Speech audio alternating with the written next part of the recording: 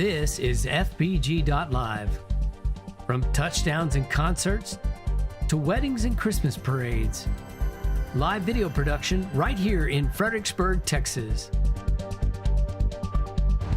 Live, local, here for you.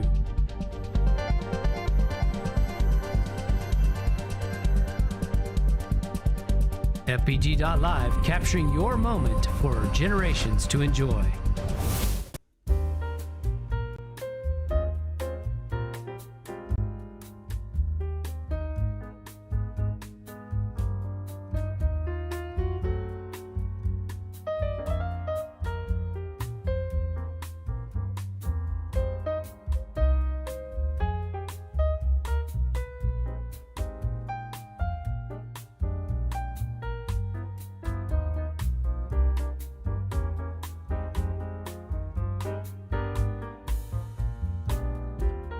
A.M. on March the 24th, 2026. This is a regular meeting of the Gillespie County Commissioners Court. Before we call the meeting to order, we're going to start with the invocation. Let us pray. Heavenly Father, we thank you for the opportunity to gather in service to our community. Grant each commissioner wisdom that rises above personal interests, courage to make decisions that are just, and compassion for every person impacted by their work. Bless this court with unity in purpose, clarity in vision, and integrity in action. May every discussion be guided by respect, every choice be rooted in truth, and every outcome serve the common good. Protect our community, strengthen our leaders, and let peace and fairness be the foundation of all that is decided here today. In your holy name we pray. Amen. Amen. I pledge allegiance to the flag of the United States of America and to the republic for which it stands, one nation, under God, indivisible, with liberty and justice for all. Honor the Texas flag. I pledge allegiance to thee, Texas, one state, under God, one indivisible.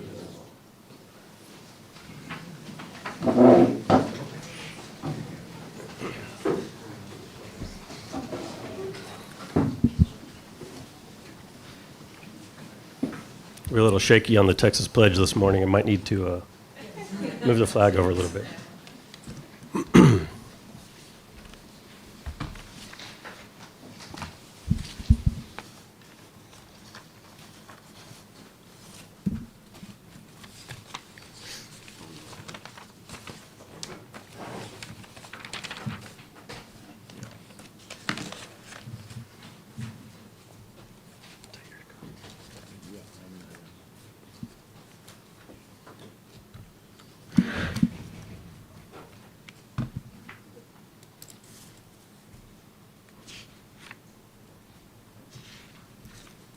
Okay, it's 9:03 a.m. We're going to call the meeting to order. This is a regular meeting of the Gillespie County Commissioners Court.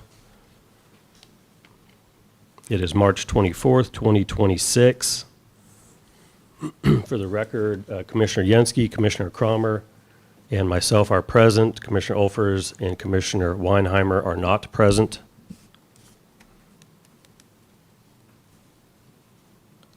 But we do have a quorum, so we're going to proceed. Let's move to item number 3, which is a proclamation for National Public Safety Telecommunicators Week.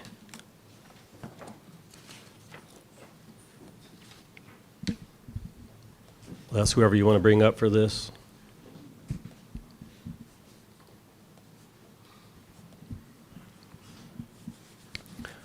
This is a proclamation in recognition of National Public Safety Telecommunicators Week. Whereas public safety dispatchers are often the first and most critical contact our citizens may have with emergency services, and whereas public safety dispatchers are a vital link between our police officers, firefighters, and emergency medical services personnel by monitoring their activities by radio, providing them with information, and ensuring their safety, and whereas public safety dispatchers of the Gillespie County Communications Center have contributed substantially to the apprehension of criminals, suppression of fires, and treatment of patients during emergencies. And whereas each dispatcher has exhibited professionalism during their performance of their job in the past year.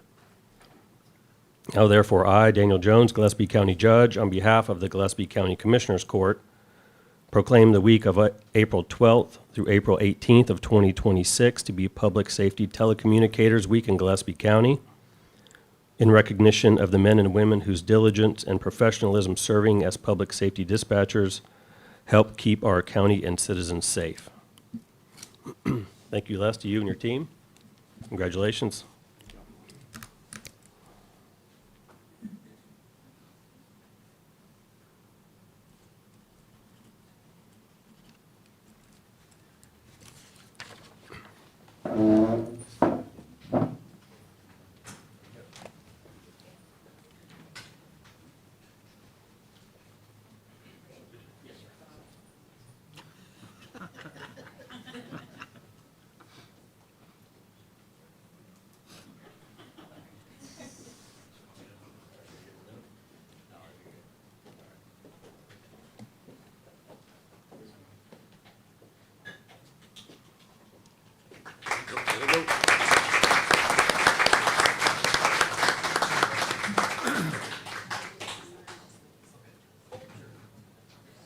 Thank you all.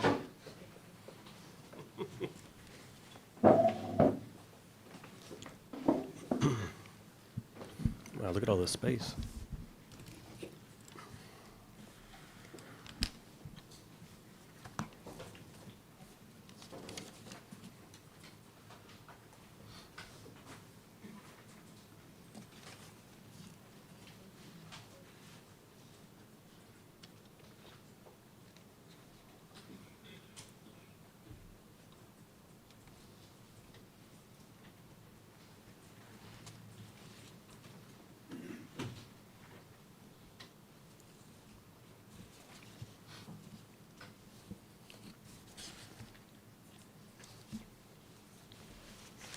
All right, let's move to item number 4, which is receive recognition of Gillespie County being designated as a National Weather Service storm-ready county.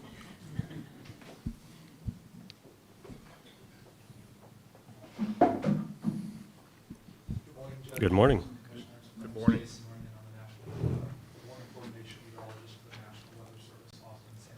Forecast Office. We cover 33 counties across South Central Texas, including all the Hill Country counties and Gillespie County. It's a true honor to stand before you today as we recognize Gillespie County, their commitment to safety and resilience by achieving the prestigious storm-ready designation by the National Weather Service. We live in the most severe weather-prone country on earth, where nearly 98% of all presidentially declared disasters are weather-related. This region of Texas leads the nation in flash flood fatalities. For us to be a true weather-ready nation, preparedness is not optional, it is vital. The Storm Ready program is a profound initiative that arms communities like yours with essential communication and safety skills needed to protect the lives and property of citizens before, during, and after severe weather events. This erection is not merely a sign or a plaque, it is a testament to proactive planning, education, and awareness.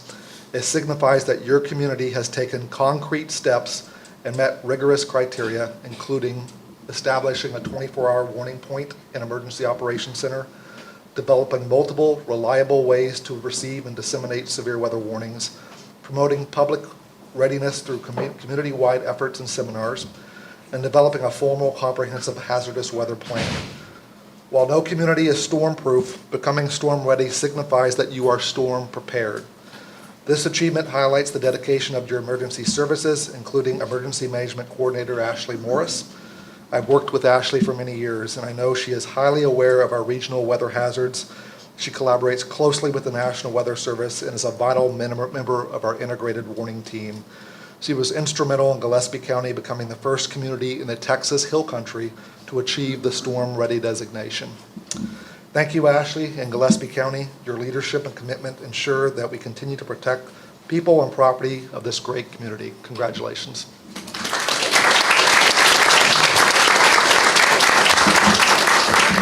And we have this sign and certificate of recognition. This certificate says, for improving the timeliness and effectiveness of hazardous weather warnings through diligent and proactive approach of increased communication and preparedness, the National Weather Service hereby recognizes Gillespie County and the city of Fredericksburg as storm ready through January 20th of 2030. I just have a couple things.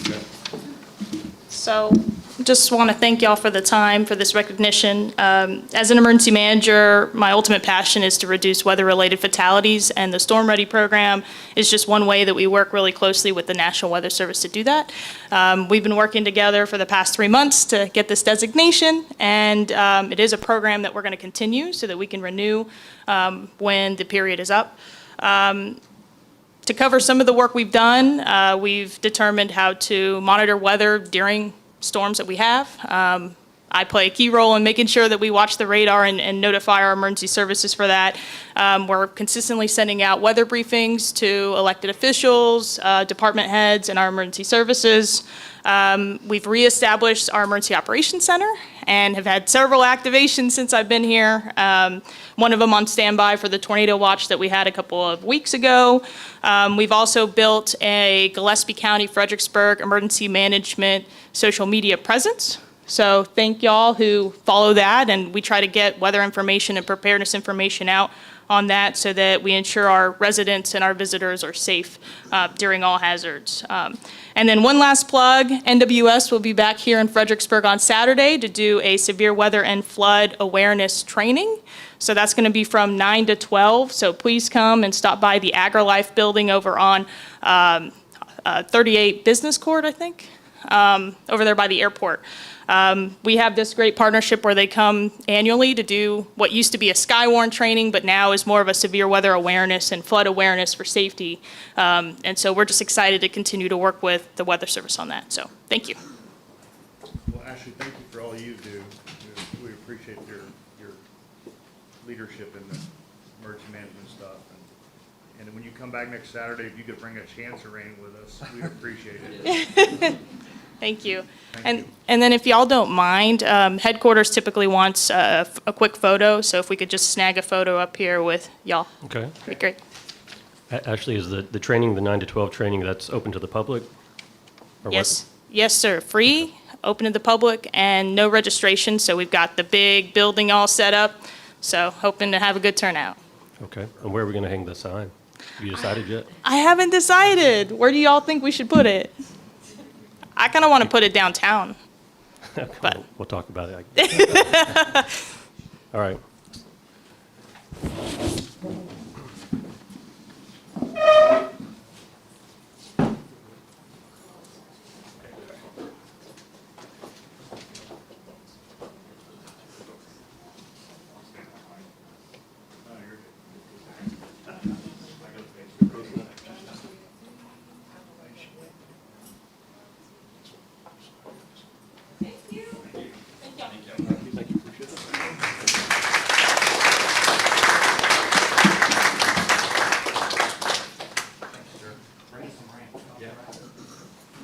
Maybe not 20 inches at a time. All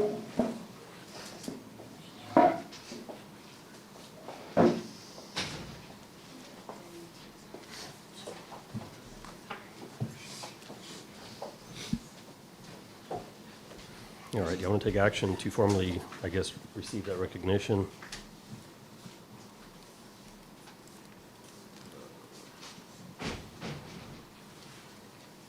I'll move we formally receive the recognition of Gillespie County being officially designated as a National Weather Service Storm Ready County. A second. There's a motion and a second. Any discussion? All in favor, say aye. Aye. Any opposed? That motion carries. Item number 5, approve job descriptions and/or posting for the following positions. 5A is maintenance and equipment operator for Precinct 4 Road and Bridge. Commissioner for Precinct 4 is not here. He may be a little bit late. Do we need to have him here for this discussion, you think? I sent him the job description last week. Okay. And nothing's changed, it's typical for, We updated, let me grab so we just did some formatting updates, and then we updated the 180 days to obtain your CDL that was discussed at prior courts.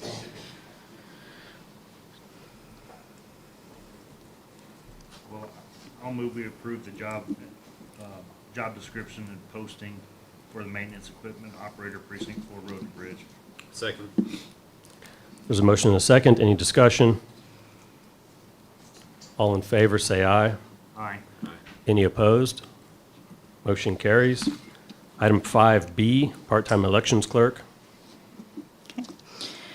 We have not made any changes since this was last posted. The only exception, we just updated the application information to reference that .gov domain versus the .org.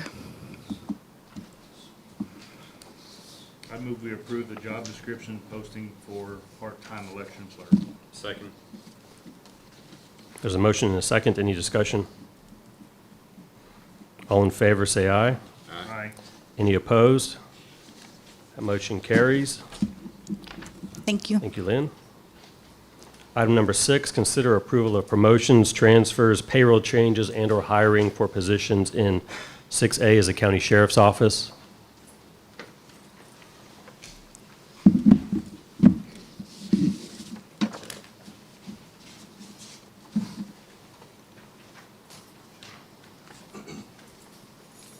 Good morning, gentlemen and ladies and gentlemen of the court and the audience.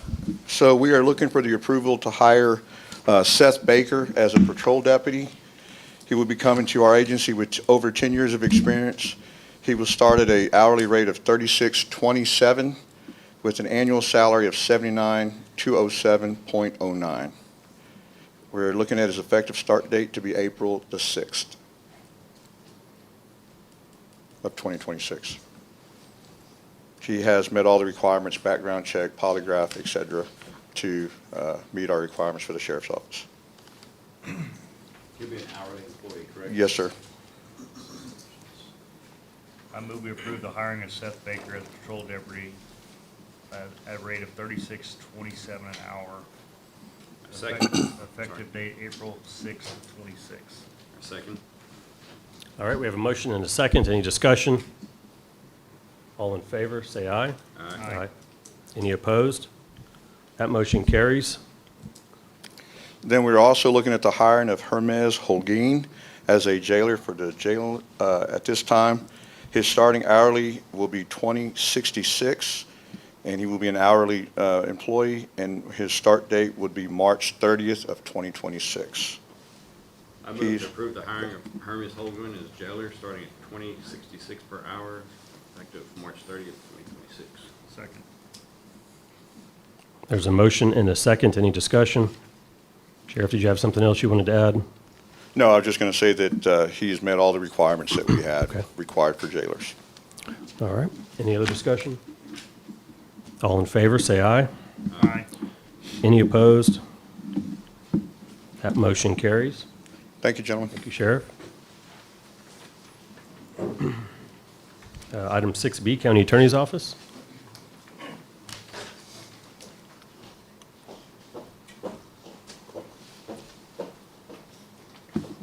Good morning. Good morning. Good morning. I'm here to ask that my first Assistant County Attorney, Madison Cleveland, can be moved to my Assistant County Attorney position, which is her request, and that position then can become part-time, which is also at her request. I've talked to the auditor, and I'm going to have to come back to the next Commissioners Court meeting regarding the line item transfers. We have the money to cover this in the Assistant County position that is currently vacant, but we'll need to make sure that it's correctly memorialized in the books so that there's no issues with that, but we do have the funds for it. We anticipate that her hourly rate would be $88.23 an hour, and she is an attorney, and we expect her to work 17 hours per week. Is she going to move to non-exempt, or is she going to stay exempt? I do not believe she can be exempt and be part-time.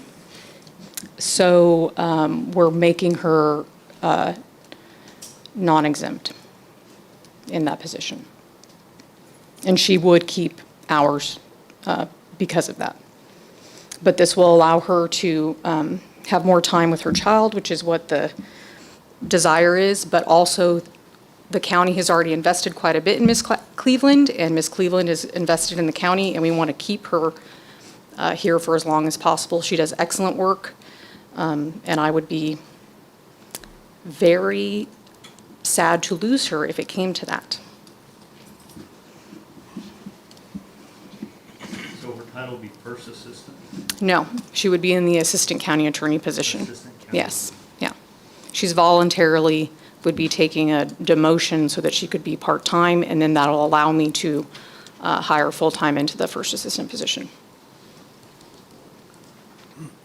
Is her salary still going to be funded, I'm assuming partially by SB 22 funds? Yes, so the ACA position that she would be put into for part-time, the county portion, I believe, is about $72,000, and it comes out to total to $78,000. If she works 17 hours a week every week, then it would be that. The reason that we came up with that amount of money is because the city approached Ms. Cleveland and offered her a position there to pay her $6,500 a month and work part-time. And so I sat down with her and asked her what it would take to keep her here, and she said to match it and go part-time. And so that's how the math comes out. And that's how we got to the 8823. So I would encourage the court to approve this. I'm not going to be county attorney forever. I will serve as long as the voters allow me to, but Ms. Cleveland has high moral character, has excellent work ethic, and wants to conserve the values here in Gillespie County. And so I would like to encourage her to be part of Gillespie County for as long as possible as an employee. Good morning. Sarah? Yes. Would all be SB funded, or will we need to create a part-time line item? It's going to be a part-time line. I'll come back to the next Commissioners Court meeting, but it'll be mostly county funded, and the balance would be SB 22. All right, just for the record, 9:22 a.m., Commissioner Weinheimer has joined the meeting. Commissioner Olfers is still not present and will not be present today. Any questions?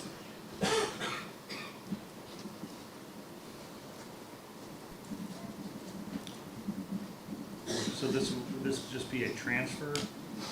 Right now, I'm asking that y'all, yes, transfer her to the Assistant County Attorney position, and then the employee handbook on page 13 says that in order for an employee to become a part-time employee, it has to be approved by the Commissioners Court. So I'm asking that she be transferred from the first assistant position to the ACA position, the Assistant County Attorney position, and that you all approve that she can go part-time. And our plan is that she would do that no later than May 2nd of 2026. That gives me another Commissioners Court meeting to come to do the line item issue, and also for us to take care of some internal things on my side. But that's what I'm asking. So would you want the effective date on May 2nd, or? At the latest, it would be May 2nd. So yes, we can do May 2nd. I mean, is that your preference, or would you like it earlier? Does Madison need it earlier? I think Madison would prefer that it be whenever we get everything ready. So I don't know if the court would be willing to approve it as no later than May 2nd. But we're going to do it in conjunction with the pay periods to make it as easy as possible. Well, I'm going to attempt to make a motion. I move we approve the transfer of Madison Cleveland from first assistant to assistant county attorney effective prior to May 2nd of 26 at a rate of $28.23 an hour, $88.23 an hour, with a maximum of 17 hours per week, and move to a non-exempt employee. A second. There's a motion and a second. Ms. Neal, does that capture what you were Yes, it requesting? does. Thank you very much. A+ job, Commissioner. 88.23. 88.23, yes, sir. 17 hours a week.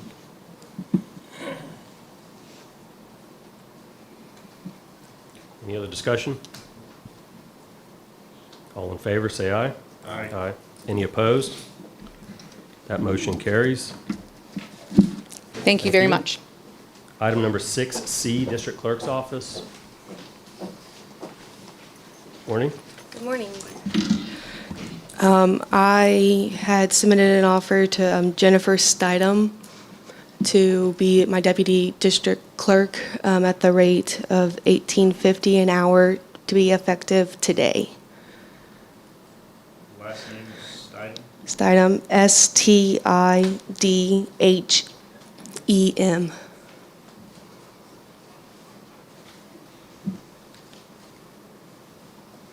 And her title is what?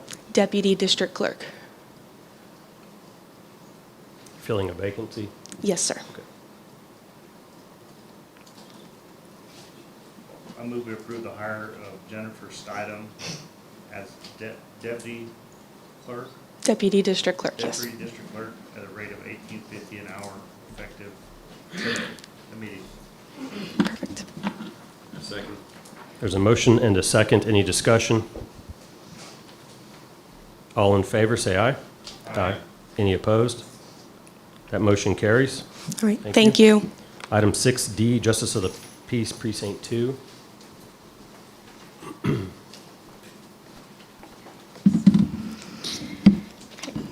So Steve Wetz recommended the hiring of Catherine Hoefel, Hoefel, as court coordinator for JP2 at an hourly rate of $23, and her start date would be April 1st.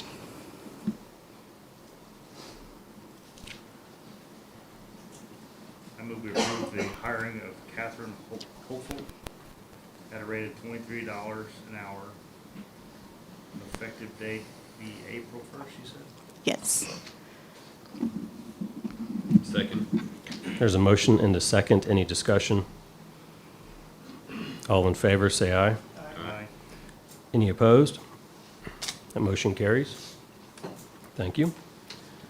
Item 6E, Human Resources. This item is on here to consider moving our Lynn Frederick, is that how you pronounce your name? Friedrich? To the interim HR director position, pending filling that position. We do have the director position advertised currently, but it's been our practice in the past when we have a department head vacancy to move someone into that to ensure we've got a point person for that department and to also recognize them for the additional workload that they're having to carry in that interim period. So is there any concerns or questions on that? I think we typically do 20% increase. 20%.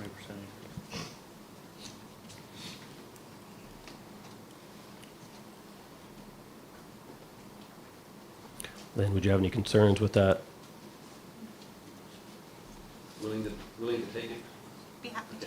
She's already in there. I'm doing a great job. Yes. Thank you.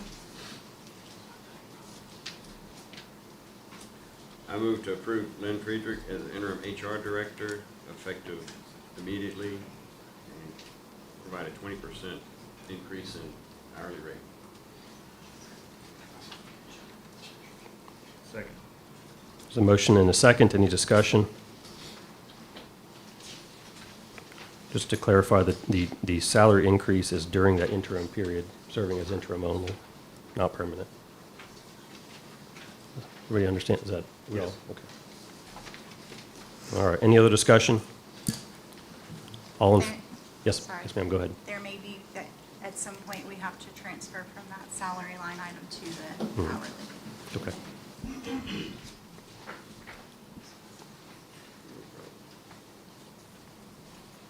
Thank you. All right. Any other discussion? All in favor, say aye. Aye. Aye. Any opposed? Motion carries. Thank you, Lynn. Item 6F, Information Technology. This is a similar situation. This is on here to consider moving Jordan into the interim director position while we attempt to fill that position at the director level.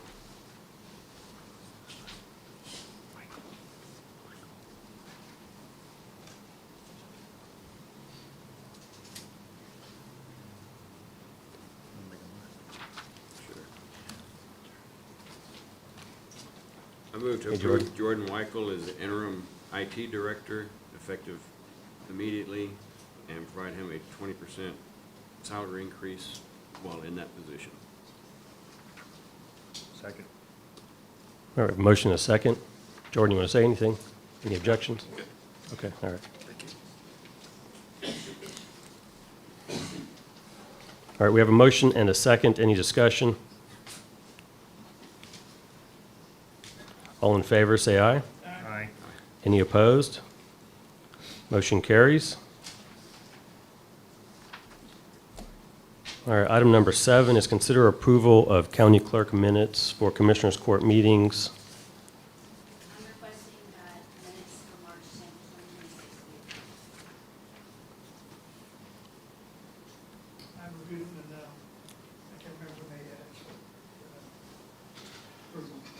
I move we approve the minutes from the March 10th meeting. Second. All right, there's a motion and a second. Before we take action, we have one public comment.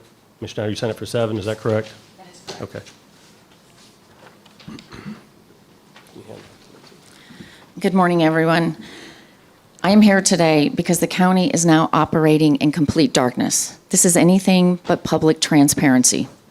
The citizens are paying for these meetings to be broadcast and recorded. All meeting minutes are not being posted on the county website and must be FOIA'd.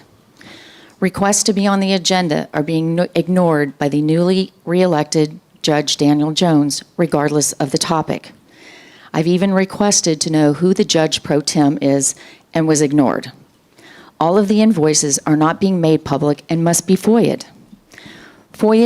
I must FOIA internal communications, and they're being diverted for an opinion by the Attorney General, citing pending and anticipated litigation.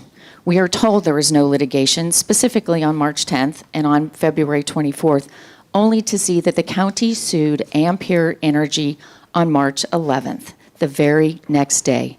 Might I remind people, litigation lawsuits are not drafted overnight. Was this done to stop our FOIAs? Judge Jones, you refused to add to the agenda your resignation from the 391 Commission. Why did you resign? You've refused to give an answer if the county is going to enforce the fines that accompany the notice of violations against Peregrine. No updates on the monthly reconciliations have been made regarding the Treasurer's Office. This is of great concern because our federal and state grants are in jeopardy. Several weeks ago, I walked in to witness Commissioner Olfers, Commissioner Yenske, Commissioner Cromer, along with David Favarone, clearly violating the Open Meetings Act.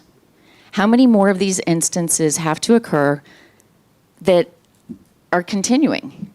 I'm requesting that you consider changing course and return to be transparent in all actions. Thank you.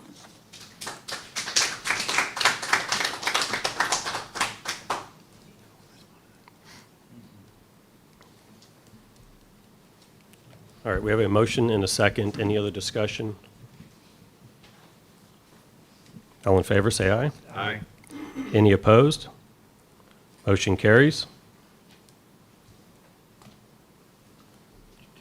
Item number 8, consider approval of revisions to the Gillespie County Airport minimum standards.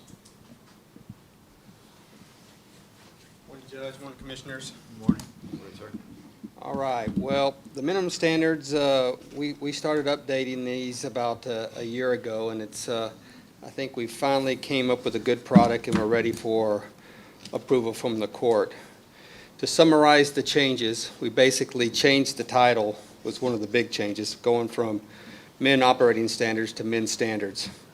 This basically kind of fits what's in this regulation. We do have another airport regulation called rules and regulations, and operating, the term operating would fit more in that regulation.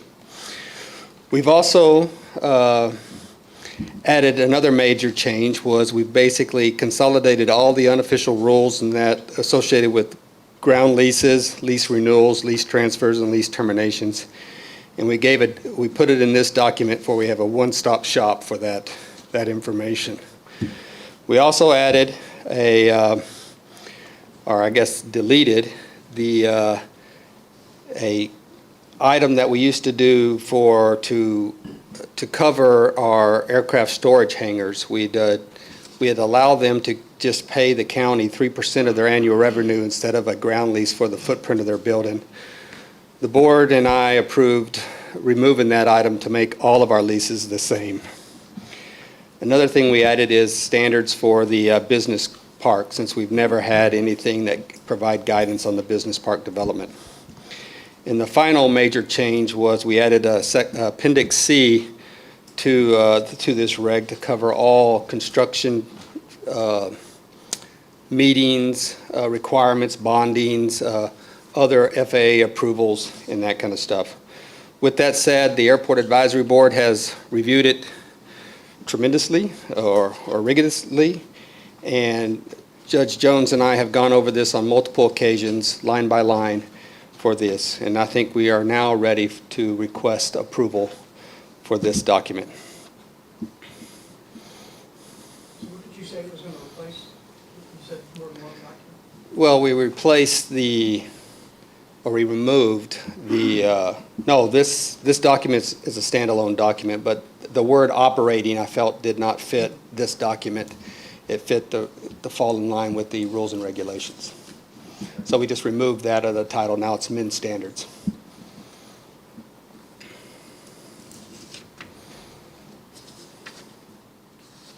I move we approve the revision of the Gillespie County Airport minimum standards. Second? There's a motion and a second to approve. Any discussion? Can I add one more thing? Yes, sir. I have dated it on the document that I provided to you, Judge, was April 1st. I'd like to change that once this meeting is over and put today's court date as the date of approval. So that'd be March 24th.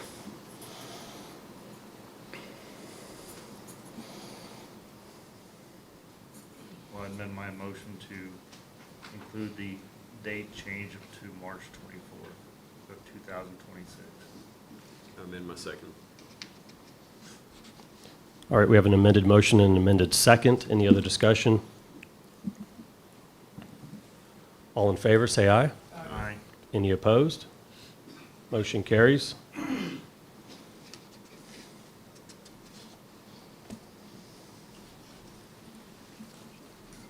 Item number 9, consider approval of a request from Epcon International for a 6-month extension of their current development agreement at the county airport. Tony? Thank you. Last Tuesday, Todd Willman, the president of Epcon, sent a letter to myself to bring before the Airport Advisory Board to request an extension of his development agreement. The development agreement was built to basically cover that a 1-year period so that they would have enough time to get all their ducks in a row, get their engineering, get the site plans approved, and then come back and present that to the Airport Advisory Board, and then later to the court for a lease. With that said, in my personal opinion, Mr. Willman entered into this agreement a little too early. He was not, the company was not financially ready to start the full-up development of this land, and which has put him back into basically utilizing the entire time that the development agreement had set forth. His development agreement expires on April 1st, and but he's wanting an extension.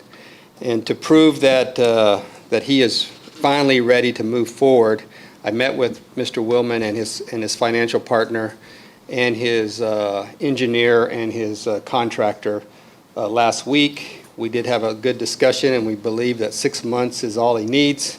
As an extension, he's willing to pay the deposit or the deposit for holding that land for another 6 months. The board reviewed this, and they are in agreement that they want this company in the business park, and they're ready. They are recommending that the court approve this 6-month extension. This is the software development company? Yes. Tony, you had mentioned that there was progress being made. I don't know if you want to elaborate on that a little bit. Well, the progress has made that they've set forth a test drawing of the buildings that they want. They have a phased approach, a phase 1 and a phase 2. So it finally is, this has been done by the engineer. So, and he does have a contract with an engineer and a contractor now. So that alone has proved to us that they're moving forward. In the development agreement we have, it does indicate that there can be additional extensions at the sole discretion of the county beyond the initial term. So it does provide that we can, it was written with the expectation there could be extensions, but they're not, they don't have a right to it. It's up to us to decide. Tim, are you familiar with this company? Tim? Yes. Yeah, and I agree. I support giving them another 6 months. They'd be a really good addition to the business park and the community. Well, I move we approve the request from Epcon International for a 6 months extension to their current development agreement at the county airport, with the extension being extended to 10/1 of 26. Yes, sir. So a motion and a second. Any other discussion? All in favor, say aye. Aye. Any opposed? Motion carries. Thank you, Judge. Thank you, Tony. Do you want to print from yours, or do you want to, I have a copy here of the minimum standards. Do you want to sign that? If you've already got it, does it have the correct date on it? No, it doesn't. That's the only thing I would need to change. Okay. I'll bring it back. Okay, all right, thank you. I think Lindsay will need to sign it also. Yes. Okay. Item number 10, consider approval of annual license renewal for Beyond Trust remote support software.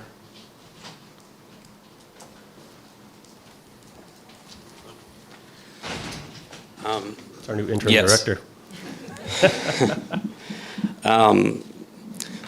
Beyond Trust is what a lot of people know as Bomgar, so that's what we use to basically, from our offices, log in to the offsite servers, and then also to provide remote assistance to anybody who needs it in the county. I move we approve the annual license renewal for Beyond Trust Remote Software. Second? All right, we have a motion and a second. Any other discussion? All in favor, say aye. Aye. Any opposed? Motion carries. Thank you. Thank you. Item number 11, consider approval of payment of invoice to it says Hill County, I think it's supposed to be Hill Country Forensics for autopsy services. This is for JP Precinct 4.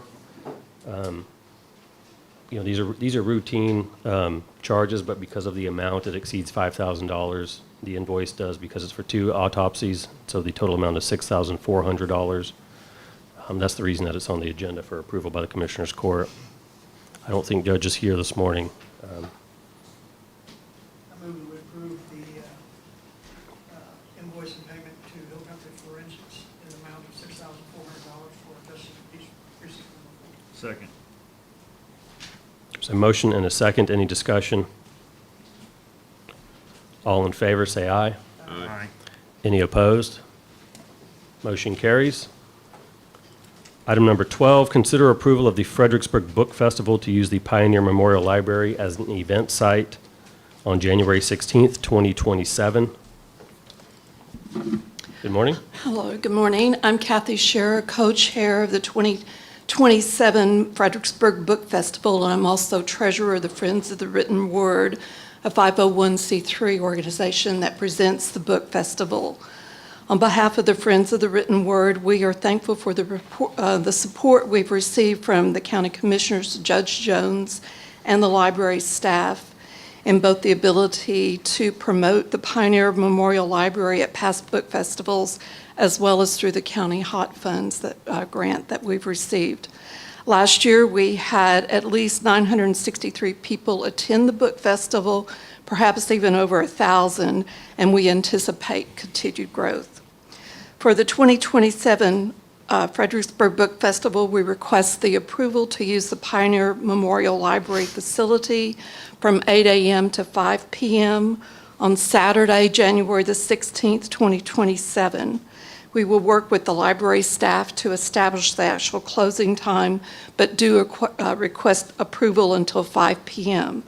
We request the library be closed for regular business that day. Thank you for your consideration.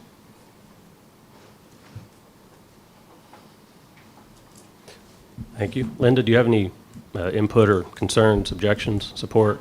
I'm fine with it. Okay.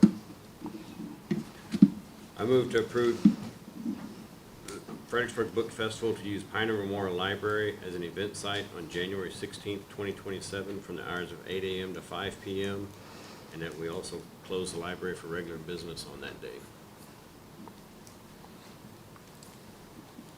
Second. We have a motion and a second. Any discussion?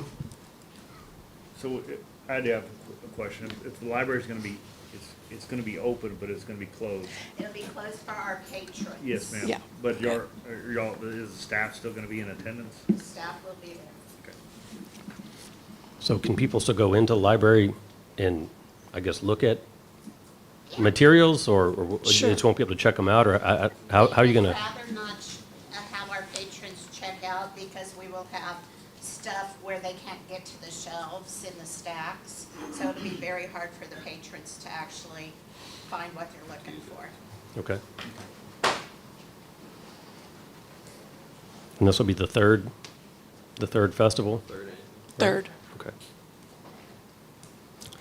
All right, any other discussion? All in favor, say aye. Aye. Any opposed? Motion carries. Thank you. Item number 13, consider approval of the sale of a 2013 F-750 dump truck from Precinct 4 through GovDeals. Yeah, so this is a dump truck that was actually, had some minor damage last year, and we've repaired that, and we've replaced that truck, and we also, we want to take this truck and put it out to GovDeals to sell. It's currently got 43,859 miles on it, and it's about an 11 to 12-year-old vehicle. I move we approve the sale of the 2013 F-750 dump truck from Precinct 4 through GovDeals.com. Second. There's a motion and a second. Any discussion? All in favor, say aye. Aye. Any opposed? That motion carries. Item number 14, consider approval of a payment to Civic Plus for additional website design services. These are services that were not initially approved when we approved the, I guess, the initial invoice. There were some add-ons that weren't part of that, and so that's the purpose of this being back, is for those add-ons only.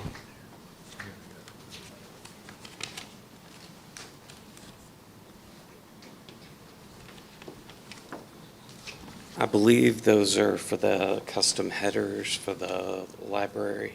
And How much are we talking about? Chris, what, yes, if you can, it's a sort of a complicated invoice. It is a little complicated. My name's Crystal Sino. I've been working with the previous IT director, Scott and Roger, before they both resigned at the end of last year. And this was a invoice that actually started back in November of 2025 with a quote that was approved by the Commissioner Court. I don't know all the details of what's on the quote because I'm not an IT person, but the quote itself, as I understand it, was, and where the complication comes in, is the Commissioner Court approved a quote in November of 2025 for the ADA remediation documents, and that was to upload to our new website for compliance with ADA.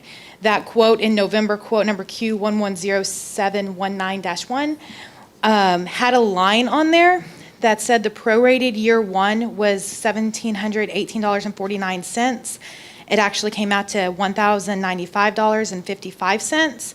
When the quote was approved, however, it was only the second line item on that quote for the annual reoccurring service that was subject to uplift for $11,966.59 was approved as an exact number. This is where the complication came in, because somehow it was not clear, was not known, and it was not approved for the prorated year one of $1,718 up to be paid, as well as the annual recurring service with uplift. So when we received that invoice for the prorated year one, it came out of the approved 11,000, just because it wasn't super clear on the quote of how the quote was written. And now we have received an invoice that includes not only that quote for the total $11,966.59 plus a 5% uplift that was agreed to on the quote. This invoice also includes an additional quote that was approved at a price of $6,076.01. That's the top 4 lines on there. That one's approved. That one's not really an issue because we already have it. What's also on this invoice that I'm asking for approval today is an additional $89 for an annual SSL management, which is that .gov we added on sometime in November, December there over our .org, because I think right now, and Jordan can correct me, we're kind of running both of those, or we're managing both of those, the .org and the .gov. So overall, all that said, I'm asking that if the court can approve an additional $1,782.79 over previously approved quotes in order to pay this invoice number 361714. $1,782.79 in order to pay invoice 361714. That includes that add-on to .gov, and it includes the ADA prorated year, essentially, is what is in that $1,700. I move that we approve the payment of Civic Plus invoice number 361714 with an increased approval amount of $1,782.79. Does that cover? That covered what I needed, yes, sir. A second. Well, thanks for clarifying that. Clear as mud, right? We have a motion and a second. Any other discussion? All in favor, say aye. Aye. Aye. Any opposed? Motion carries. Thank you, Crystal.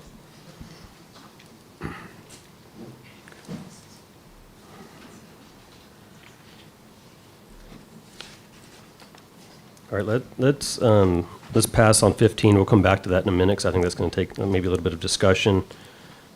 Items 16, 17, and 18, there will be no action today. Is that correct? That is correct.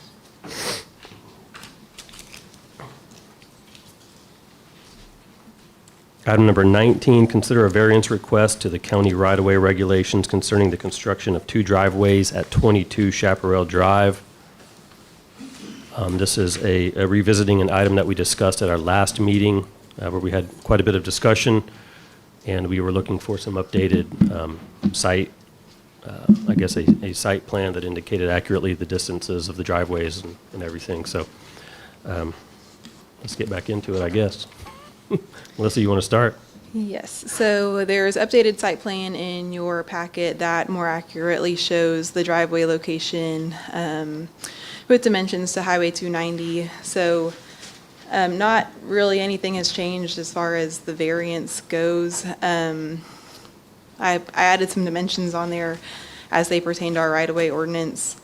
Again, our right-of-way ordinance has a 200-foot minimum from a street intersection, a 100-foot minimum between driveways, and a 50-foot minimum spacing between a driveway and a property line. So just with the location of this lot, it's really only suited, in my opinion, for the one driveway. Even adding one driveway requires variance to those requirements. So adding 2 driveways, I just don't see a hardship for the additional second driveway, because it's creating an additional nonconformity that there is no physical hardship of the land. And typically for variances, we look for hardships that are outside of the developer's control. So if there was a river that was passing through here that required the driveway to be moved, or a bluff, or some kind of topography issue, or a corner that created a safety issue that needed the driveway to be adjusted, that's something that we look for when we're considering variances. In this case, there is no physical hardship of the land. It's just the desire for there to be bus drop-offs for this particular development, since it's a wine tasting. So essentially, the developer would need a variance to, at a minimum, all 3 spacing requirements for not just one driveway, but for both driveways. What's the date of the regulation that we're going off of? When was that adopted? In March of 2023, I believe.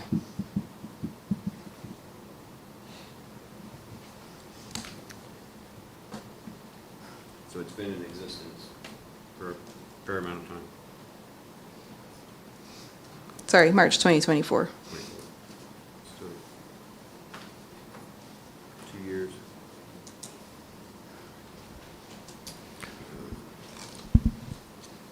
Well, this, I know you have to speculate a little bit, but what's the rationale for, I guess, what's the increased risk that's posed by that would be posed by having that second driveway that's closer to the highway? I mean, is the risk of people coming off of 290? It's so combined with the residential traffic. I'll kind of recap what I did in the last meeting. This is a residential subdivision. That's how it was developed originally back in 1972. So this specific lot was residential. Each residential lot typically equates to 1 trip. And so now that it's being converted to a commercial use, there's a higher number of trips that are associated with that commercial use. So the concern is just the additional right turn movements off of US 290, and then any, possible queuing that happens, any like stack up of vehicles as they're waiting to enter the property. Because if there's, a bus or a vehicle that is entering or exiting, that slows traffic down, that is turning into the subdivision. So just there's additional traffic there. So we want that to be as far away from that intersection as possible. And 200 foot for a street that's 30 miles an hour is also the standard that's adopted by TxDOT.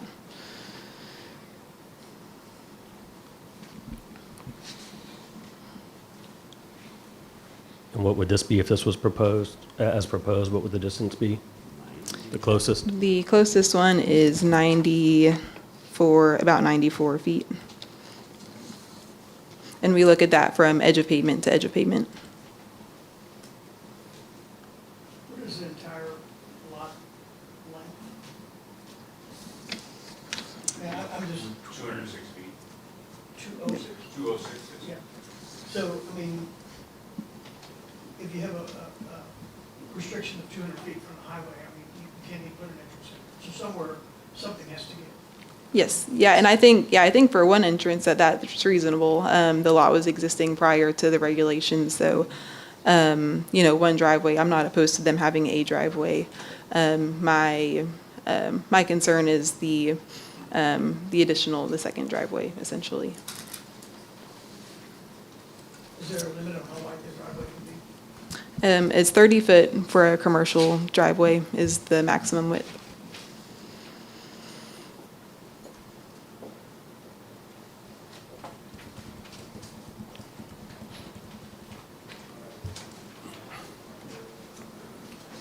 I believe there was some discussion last time about TxDOT possibly doing traffic impact analysis. Is there any more information on that, or is that going to be required? Do y'all know, either of you? I know there were a couple emails back and forth from TxDOT, and I believe that y'all are looking into the TIA. Essentially, there's a TIA that's triggered by our right-of-way regulations. In my conversations with TxDOT, I guess they recommended at a minimum a tapered driveway to be installed where Chaparral Drive intersects Highway 290. So that would be essentially like a mini right turn lane that's 100 or 200 foot long. But yeah, they have acknowledged that a full-length turn lane's not going to fit, but they did suggest some mitigation for right turning traffic. Is there a center turn lane here on 290? There is Yes. a center turn. And we've already hired a traffic engineer. He did mention, because Melissa's office did just a TIA worksheet, shows 74 trips in and out of the subdivision. I guess to me, it didn't seem like it was hourly, but according to them, I guess that's an hourly trip, 74, right? Yeah, there's peak hour trips and there's total trips. So what he was saying is, if it does go over, then, and we need this possible extension on 290, then I guess Chaparral Village would have to be on the hook for their fair share, and then we would be on the hook for our fair share increase cost to do that. And typically, when there's a development that changes use, the residents in the subdivision are not responsible to cost share that, because the change is triggered by the change of use. And when we spoke to TxDOT was only concerned with over 50 trips an hour. I know the county has a rule of 100, and so the development was already at 74 trips, which would trigger that if we needed a turn lane. So our development doesn't really, it increases it, but the subdivision was already over the trips per hour for TxDOT's need. Yep, so there's a TxDOT requirement for if your access is off of TxDOT, and then there's a county level requirement for the TIA. So our county level requirement is to provide the TIA after 100 trips is generated, and that includes the existing development and the proposed development. But the TIA is kind of unrelated to the variance for the spacing of the driveways. Because regardless if the spacing is approved or not approved, the TIA requirements remain the same.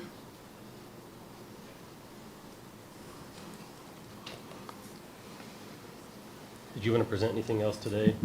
Yeah, just wanted to talk about the distance from the 94 feet. I'm not sure if the court's thought on this is that it's an unsafe turn off of 290. At least vehicles have 90 feet of stretch to get off of 290 to reach that first drive, and that's not residential vehicles. That's going to be just larger capacity passenger vehicles.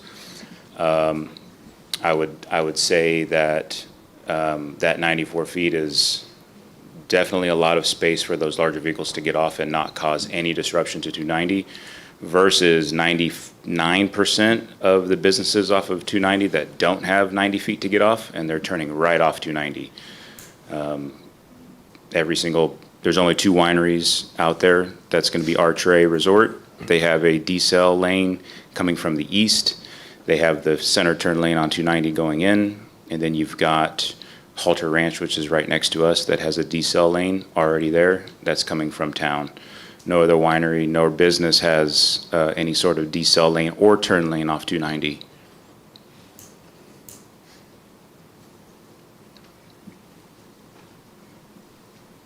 Melissa, is that has TxDOT changed some regulations recently where they're requiring any of that, or is there? So I'm not familiar with exactly what cutoffs TxDOT has for private driveways. But again, that's not what the variance is considering. I'm just trying to figure out why just those 2 don't, other than they're both relatively new developments on 290. Yeah, I would have to ask TxDOT specifically. It may be that the drive was already there, or with whatever plans they had, they weren't meeting that 50 trip capacity. The center turn lane, they do recognize as a turn lane for left-handed movements. But obviously that doesn't help with right turn movements.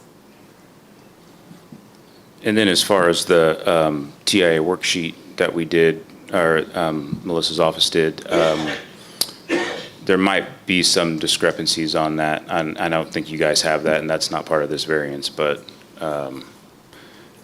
basically it was just showing size of the property at 4,000 square feet, but I guess the tasting room is only 1,800 square feet, so that would reduce the traffic that she has posted on there, which would, I believe, bring it under the 100 cars or 100 trips, which wouldn't trigger a TIA, but that can be discussed later.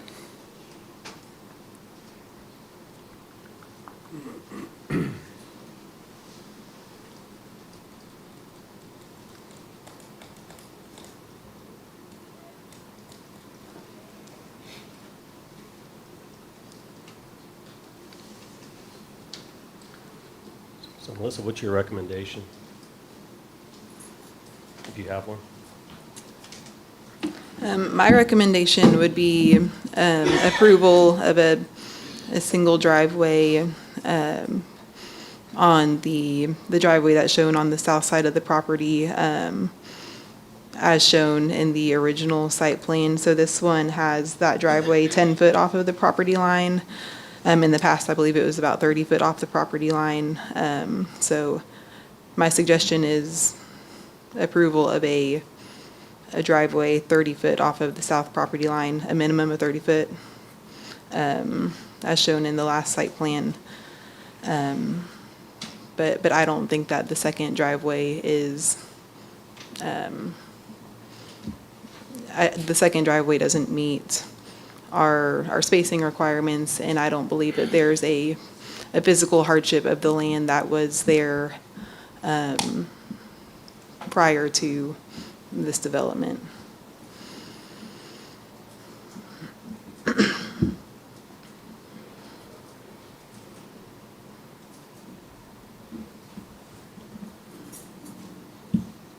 questions or discussion from the Commissioners Court? Yes, sir. Yeah, and just to be clear, the driveway that we are asking for has been there since the development of the neighborhood, since there was a single-family home there. So that driveway has been there for 30-something years. The neighbor across the street also has a driveway that's within the 200-foot bound. So if we are going to have to move ours or we don't get ours approved, does he have to move his? He's not making any changes to anything at this time? Right, but we're considering it unsafe, right? So is it? You're bringing in a commercial. Just curious. and his is residential, correct? If Okay. they change their lot to commercial use, they would have to move their driveway. Got it. Which driveway are you saying currently exists? The north one or the south? It's the one closest to 290 that we're asking for. That's the current, that's already existing. Okay. Yeah.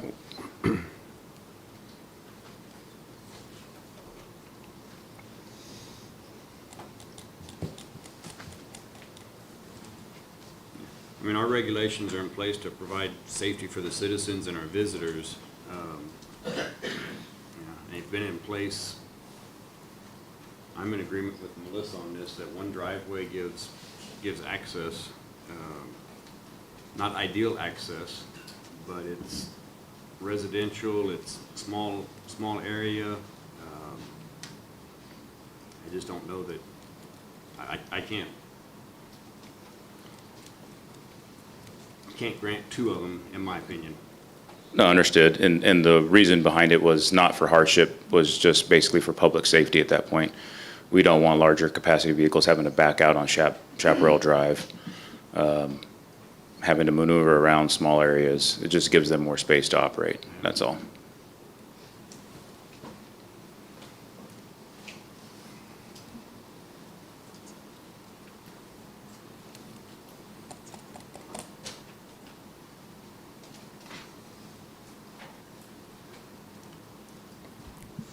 I move to approve a variance for one driveway on the south end of the parking lot, not to be closer than 30 feet of the property line on Chaparral Drive.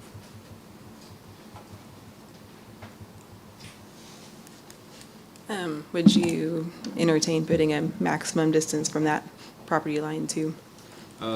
Yes. Not closer than 30 and not more than 50? I think that would work. 30. Would you anticipate that driveway being farther than 50 feet? I think in the last in the last site plan, it was 30 foot, so moving that one back, is that Can we do, To is there 30. any way to come, so this, from this line to this is 72 feet. That would basically start it past the center of the parking lot. Is there a way to move it closer? Because the parking space is 18 feet. Can we do it like at 20 foot, which would basically put the drive center of the parking lot? So then the radius for a drive is 30 foot. So anything closer than 30 is going to encroach on your neighbor's property. Okay, so it needs to be 30 feet away. So we're 30 feet and 30 feet. And I believe that's what the site plan before showed was 30 feet. Yeah, and I don't know if the radius would extend, it shouldn't extend past his Yeah. drive, right? Okay, so I Yeah, think between 20 foot, 30 if we and- can do, can we do 20 feet? I mean, are you going to construct it as it looks on the site plan, or is there still going to be some variation in design? No, it'll be this was just to give you guys measurements. As far as having to put that in for the road permit, that all has to be per size and show the culvert and everything else. Yeah, I don't have the previous site plan with me. I believe I believe it was about 30 foot from the property line, 21 feet 3 is what I've got on the last one, okay. Yeah, And the radius won't extend into the property line coming that close. Okay, we already talked about a variance of the 50 foot, I would have a problem with 24 foot. I wouldn't either. I'm in the motion to minimum of 20 feet and maximum of 50 feet off the south property line.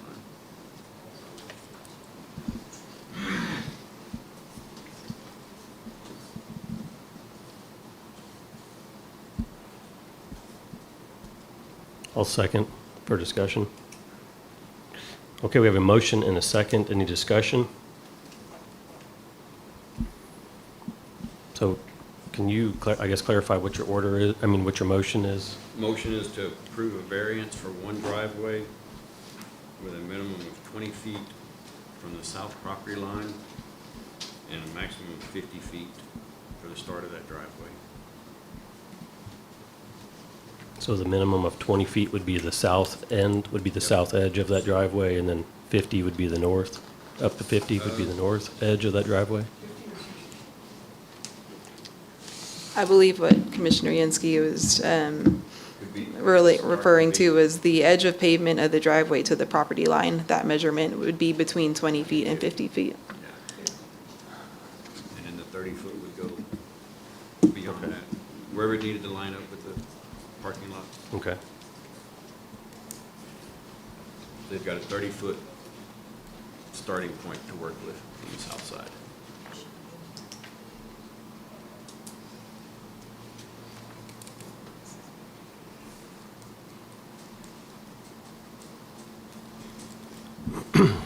All right, any other discussion, questions?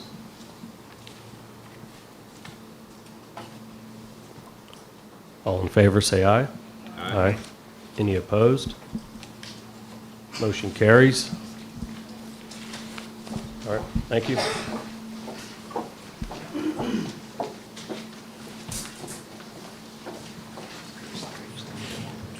Item number 20, consider setting a date for a public hearing for the replat of Lot 208-R3 Common Area, the Pudding Park Drive right-of-way, and the Burke Lane right-of-way in Boot Ranch Subdivision Phase 1, Precinct 4, and approve advertising public notice for those hearings. Yes, so this is a replat in Boot Ranch Phase 1, as the item mentions. This is the replat of Lot 208R3, the common area and the right-of-ways on Pudding Park Drive and Burke Lane to accommodate a revised road layout, and the Lot 208R3 will be revised into 208R4, and it'll create those 8 residential lots out of Lot 208R3. It's a little confusing because there have been, several replats on this lot before. We're currently reviewing the construction plans for the road layout and the drainage facilities. The final plat, we've gone through a couple of comment revisions, so They are about finished up with those, so we'd like to go ahead and request the public hearing for that plat application for the public hearing to be April 28th, which would be advertised in the newspaper on April 1st, April 8th, and April 15th. And Boot Ranch would also send the certified mail to the property owners. So the plat would be available for review after that first advertisement, and then scheduled for the public hearing, and for, they will need some variances for lot size, lot frontage, and the variances for the road width that they have asked for in the past, and that would be part of the action after the public hearing. So the plat that is included is the proposed plat that they want to have there. Yes.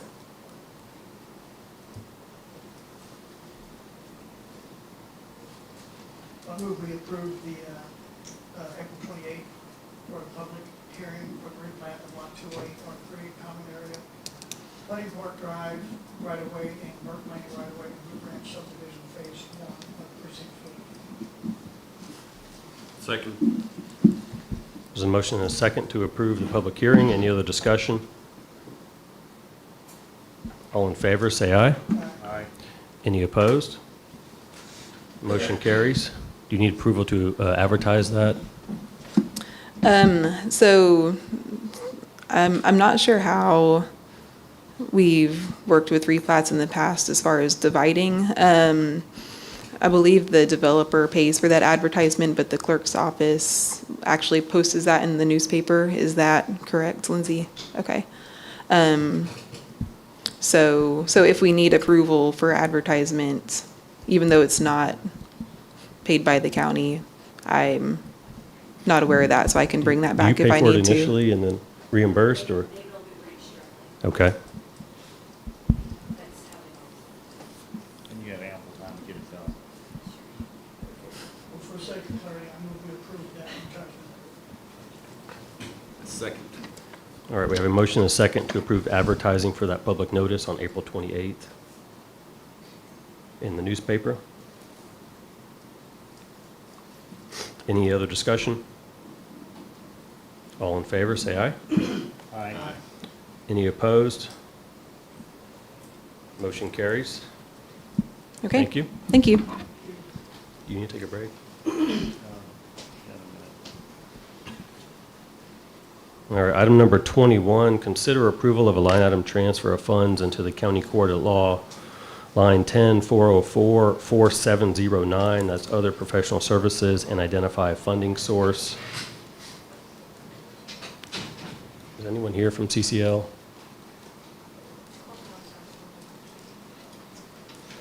And Karen, I know you had a request for a budget deal that's not in it, so we'll just take care of that all, I guess. Okay.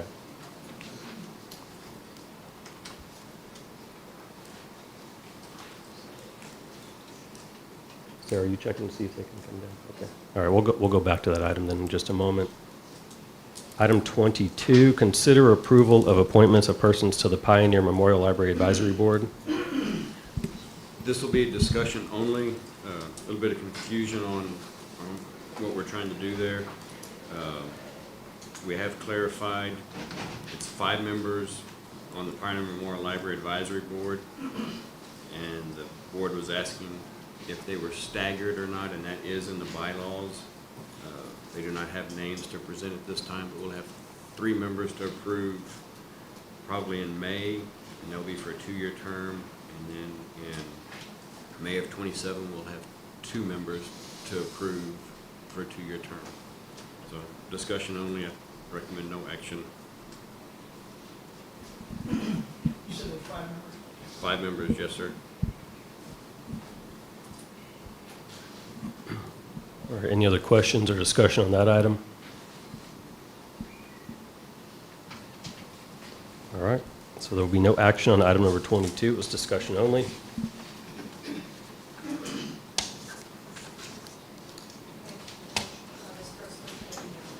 Okay. We're going to take a 2-minute recess. It is 10:20 a.m.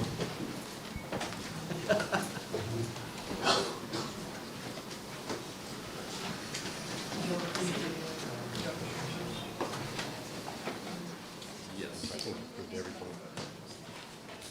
I can go over it. Yes. Yeah, we approved both of them.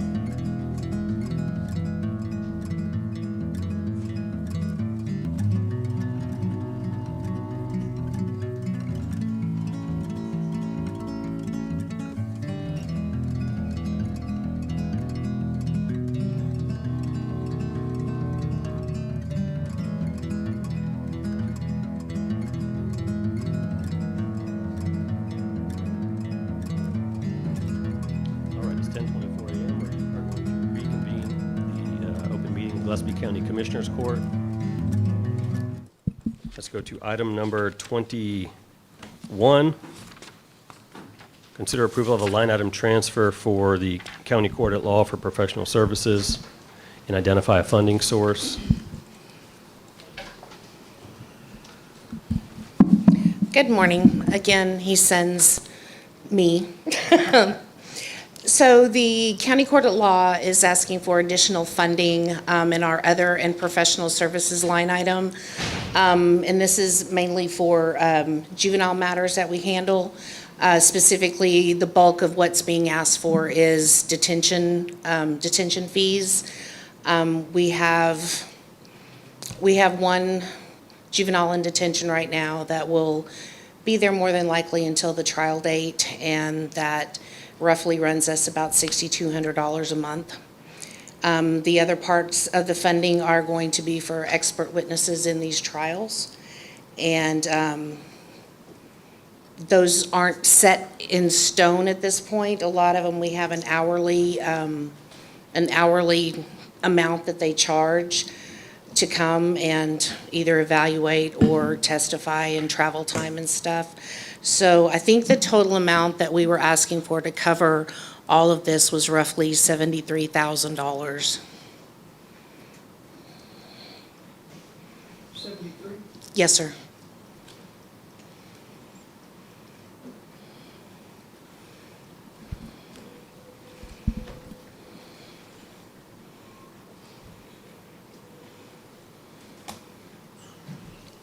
So it looks like we budgeted 65 initially, is that correct? That is correct, yes, sir. And that's been expended already? Yes, sir. Okay. There actually, I believe, is an invoice for a detention bill for February or March that we don't have the funds to cover at this point. Yes, correct, and an expert witness bill as well.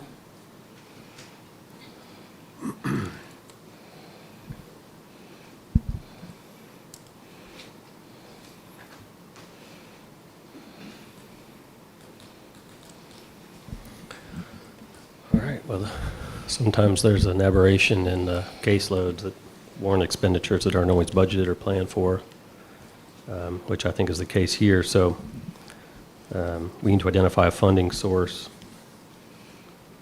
if we want to approve this transfer of funds. Is the amount that you're asking for, does that include that outstanding or the pending invoice? Yes, sir, Okay. it does. I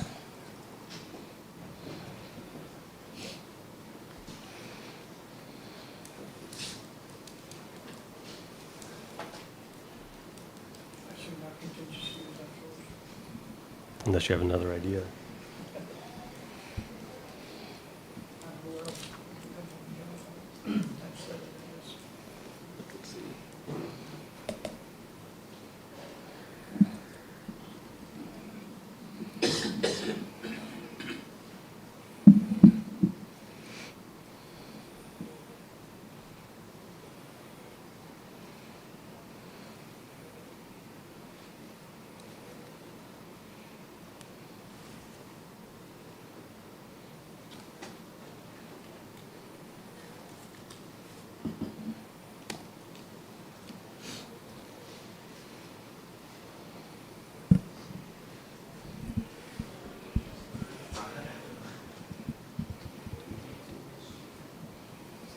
All right, so contingency, the regular contingency is 10-683-5609.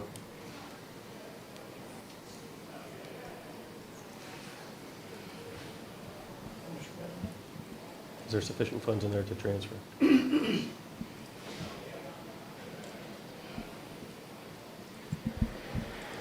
What was that account number again? 10-683-5609, that's contingency, the general contingency.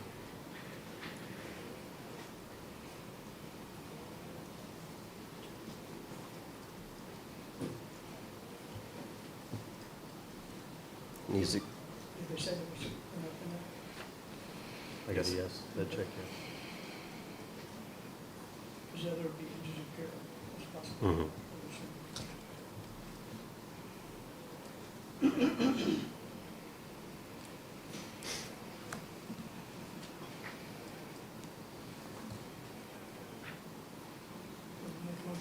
Sure. I move that we approve the transfer of $73,000 from 10-683-5609 contingency to the county court at law 10.404.4709 for juvenile matters and expert witnesses. Second. There's a motion and a second. Any discussion? All in favor, say aye. Aye. Any opposed? Motion carries. Thank you all, I Kristen. appreciate it very much. Thank you.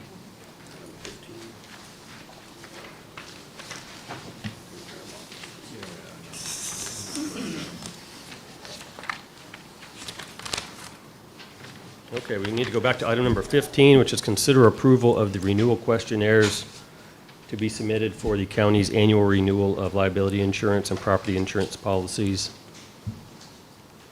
I know that Lynn has been working on this. Did she have to leave?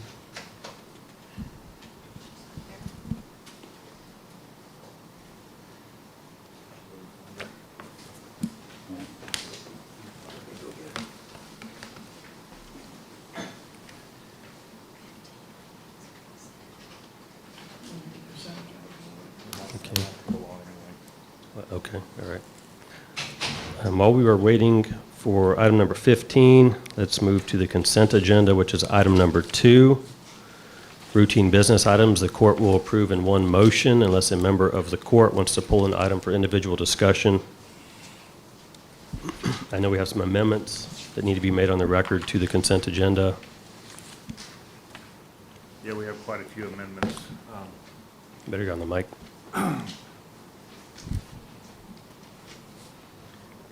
So I would make a motion that we approve our consent agenda with the addition of the following bills. Shedder's Funeral Home, an amount of $756. Creamery Oil, an amount of $1,153.43. Texas Association of Counties, an amount of $3,050. Mustard Architects, an amount of $27,667.87. OMA Incorporated, an amount of $579.64. BC3 Incorporated, an amount of $1,097.50. Johnson Controls Fire Protection, LP, an amount of $1,434.84. And Civic Plus, an amount of $18,729.84.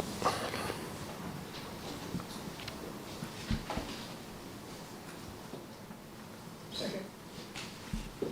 All right, we have a motion and a second. Any questions or discussion on the additions? All right, all in favor, say aye. Aye. Any opposed? That motion carries. All right, Lynn, we're going to go to item number 15 now, which is the questionnaires for the county's property insurance and liability insurance renewal applications. Yes. So these are the renewal questionnaires for the coverage period starting July 1st.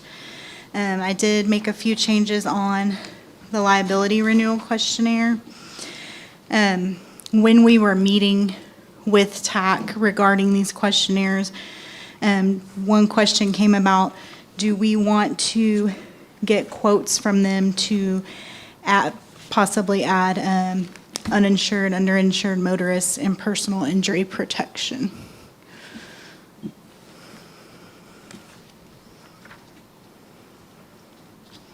Is that something that TAC proposed, if we wanted to add that? Or is They that- just asked if it was something we would be interested in. They could get quotes for us if y'all wanted quotes.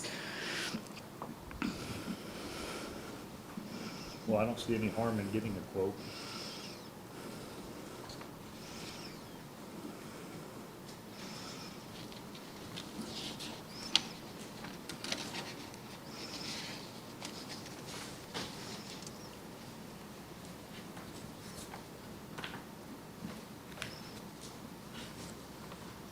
I'm assuming that's something we haven't had historically.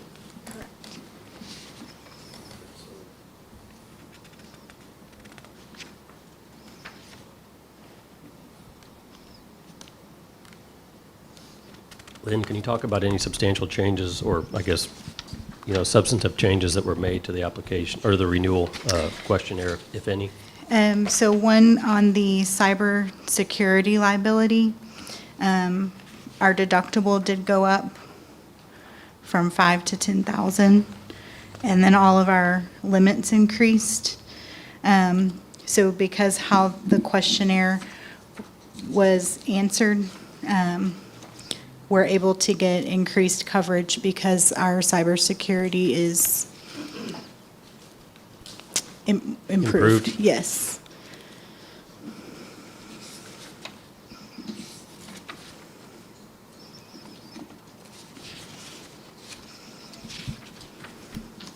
And then I will notate that vehicle on Gov Deals that just sold for Precinct 4.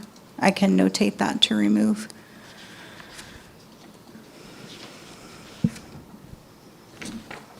I don't think we've sold it yet, but we will Okay. try to. So just leave it on for now. Yeah, it's still our asset until Okay. we sell it.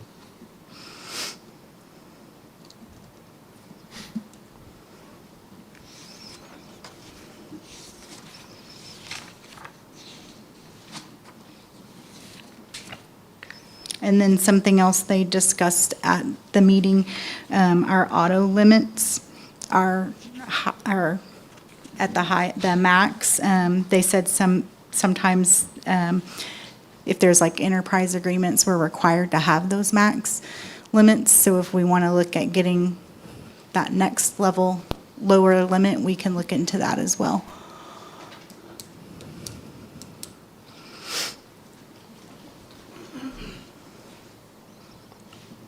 I mean, they want to offer that as an alternative quote, I guess, for the auto It insurance? was just something he discussed. He just noticed we had those high limits, and he said all that was required was the level under, but he said he didn't know why exactly we had those limits. It could be something with enterprise. He just said it might be something we wanted to look into.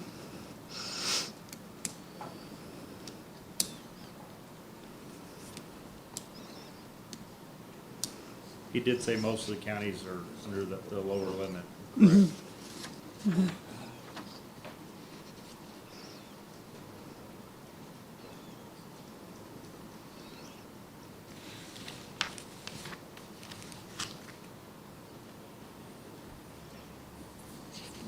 It's on the second page of the agreement, under that auto liability. We currently have the 250, 500, 250.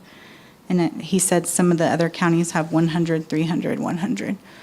But he said it could be due to something like enterprise or.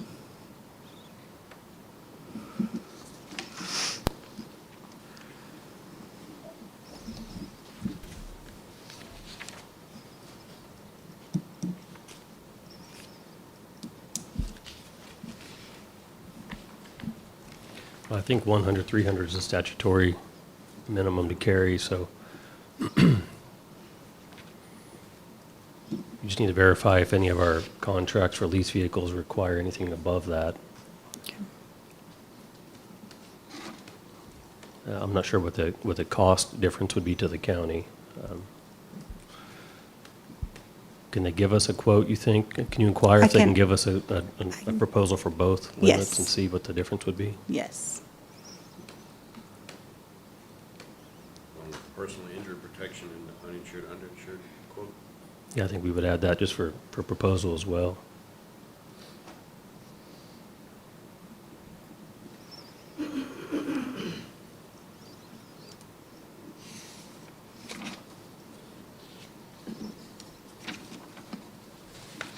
Any other changes? No other major changes. I just marked a few pages on yours, just for things to consider before signing. Have any other questions, commissioners? No. Well, I move we approve the renewal questionnaire to be submitted for the annual renewal of the county's liability insurance policy and property insurance policies and authorization of execution of documents. There were a few things on the property one that I was gonna Oh, just I'm go over. sorry. Sorry. For the property, We did add those generators that are at the LEC, because those are valued pretty high. So we added those to the property value, and then we also added that AC was replaced in 2026. And then for the fine arts, there was a collection in that appraisal that was just done. One of the collections was valued at $279,000, with one piece specifically valued at $250,000, so we added that on there. And there's a mathematical error that's been corrected, it's 268. Okay. 250 is still correct, but. Okay. 268. Okay, will you send that to me? Okay.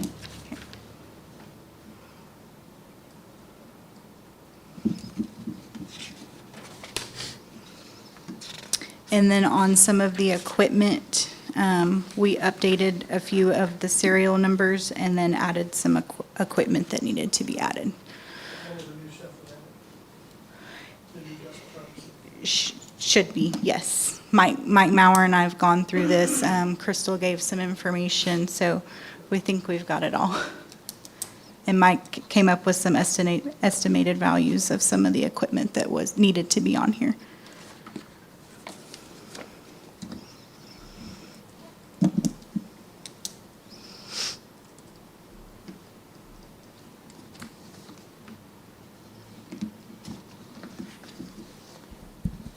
All right, we have a motion that's hanging out there. Somebody has to second it, or it's going to die for lack of second. Second. We have a motion and a second. Any discussion? Lynn, anything else that you wanted to add? Okay, thank you. Thank you for your work. All right, all in favor, say aye. Aye. Any opposed? Motion carries.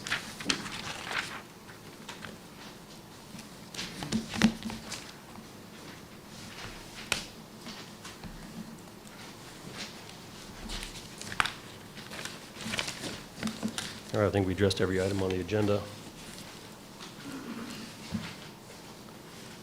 I move we adjourn. Second. All in favor, say aye. Aye. And we're going to adjourn at 10:42 a.m. Thank you.